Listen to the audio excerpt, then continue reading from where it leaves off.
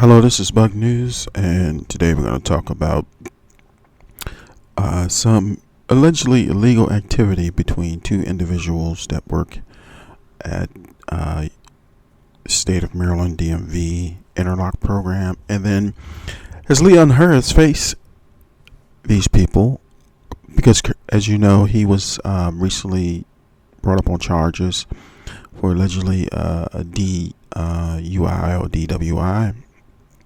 And in addition to that, he allegedly had an accident which caused one car to hit another car. But no one was reported hurt on the scene. This is very crucial because some facts have been released, or not some facts, but investigation has shown that the officer involved actually duty station is in Wheaton, Maryland. So why was this officer even over in Potomac, Maryland, which probably is a Bethesda duty station officer? Maybe his paperwork and stuff wasn't updated yet, but that's his duty station. Current duty station was Wheaton, Maryland.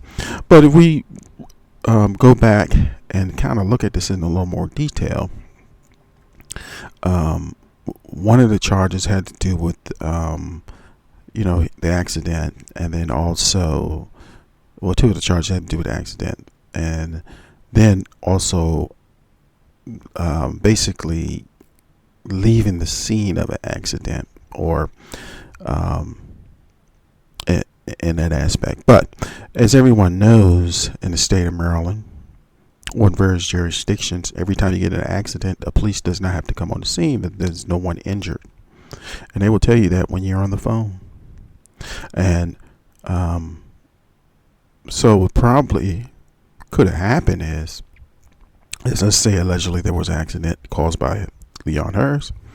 He checked on the individuals. Hey, I'm okay. The people in the car. But maybe someone else called the police again prior to Leon, leaving the scene, or maybe several calls came in that it was an accident on Bradley Boulevard. So, but Leon left the scene. No one was hurt. He probably got information to leave. So we don't know. We're just speculating here. And then during this process, either I doubt if he was stopped by the police. He probably went to his home because of who he is, and then they conducted a sobriety test, and so that's in question. Was this a good stop or not? Now we don't have any details of where or when the sobriety test was taken, but it was a sobriety test. So after the sobriety test, of course, they charge you with a DWI. So when you DWI, they give you this little funny paper with some instructions on the back, and it tells you that you can either surrender your license and automatically enter into the interlock program while you're awaiting your case, or you can pay a fee to extend when you turn your license over. But that night, your license is suspended, and your license is turned over, and they give you this piece of paper that night or that evening, that morning, whenever the incident happens. Once they feel you, they charge you with the DWI or DUI. So here's a little funny piece of paper he's riding around, and that's his license, I think, for like 45 days. Like I said, he can extend it if he pays like $150 for another 2 months or something like that, up into his hearing.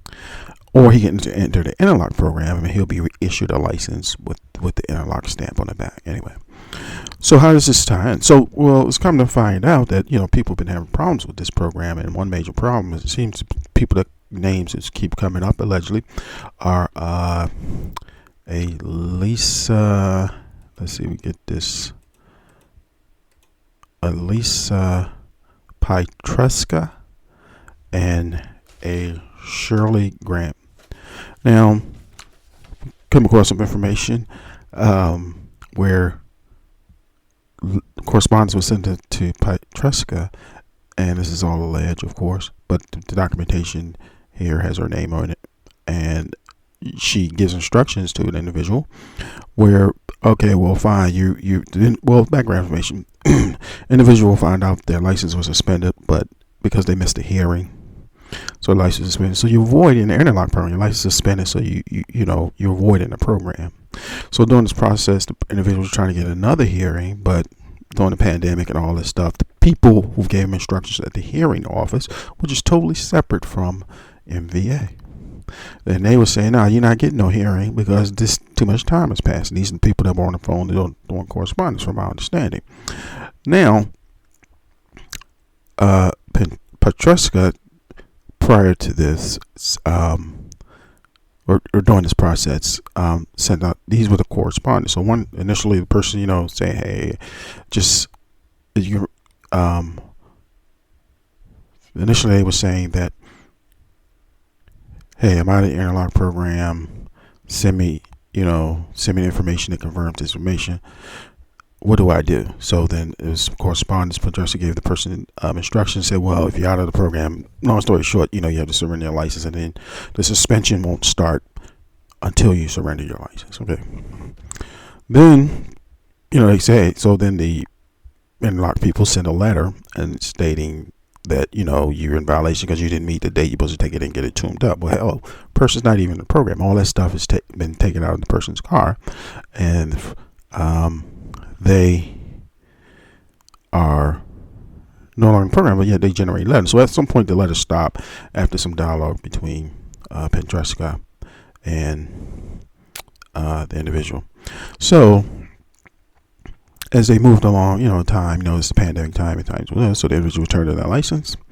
And then they did a 6-month check to see which things have fallen off after 6 months. So certain things supposed to fall off. And then this is where, Petruska doesn't stand on her word, or the instructions that she's given, and she's probably been given to others, and then she probably given to, somebody like Leon Harris, wrong information.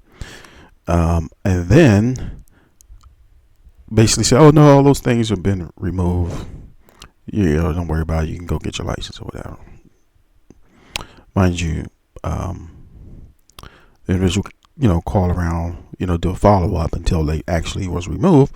So then someone in Petruska's office was saying that, and then also at the hearing office saying, "No, there's supposed to be some other suspension or whatever." Well, ain't no letters going out. Y'all just making this up as you go along. What is going on here? That's what people try.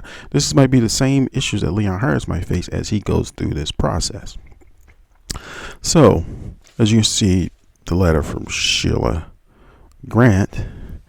This is basically, I'm just paraphrasing here. It's basically telling him, "Oh no, you excuse me." Basically paraphrasing. "Oh no, you need to come to another hearing." And why does a person have to come to another hearing when they turned in their license already and they're under the guidelines of what the rules are? It's not even, it's like they're making this up as they go along, which is kind of illegal in some aspect. But they also, now if you don't want the hearing,